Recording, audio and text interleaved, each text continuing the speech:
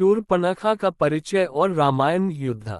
राम, लक्ष्मण, सीता और रावण के बारे में तो हर कोई जानता है, लेकिन एक रामायण का एक और अहम किरदार है जिसका नाम शूर्पणखा है।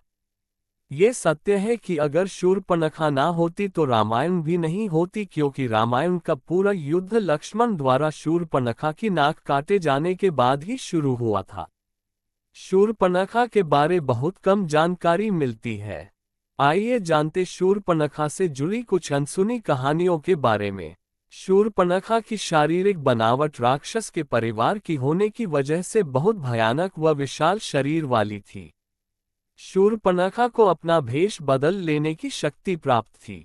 वो अपने चेहरे के रंग के साथ साथ अपनी आवाज भी बदल लेती थी। वाल्मीकि जी के अनुसार शूर्पणखा का रूप रंग बहुत ही डरावना था। शूर्पणखा ने अपने पसंद के व्यक्ति से विवाह किया था। शूर्पणखा के पति का नाम विद्युतजिह्वा था और वो राजा कालकेय का सेनापति था।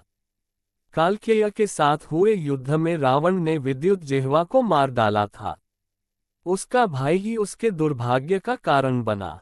पति की मौत के बाद शूर्पणखा ने अपनी पूरी जिंदगी लंका और दक्षिण भारत के जंगलों में बिताए। वो कुछ दिनों के लिए अपने रिश्तेदारों खर और दूषण के साथ भी रही थी।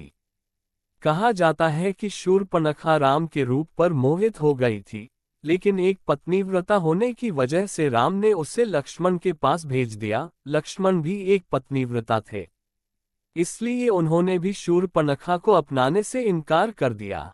गुस्से में आकर शूर्पणखा ने सीता पर हमला करने की कोशिश की, जिसके बाद लक्ष्मण ने उसकी नाक और कान काट दिए।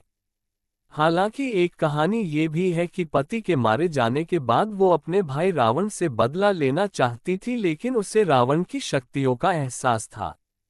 जब उसने राम के पराक्रम के बारे में सुना तो रावण से बदला लेने की उसकी इच्छा फिर से जाग उठी, इसलिए उसने राम और रावण के बीच दुश्मनी पैदा करने का काम किया, जिसकी वजह से रावण से सीता का अपहरण करवाया और अंत में राम के हाथों उसकी मृत्यु हुई।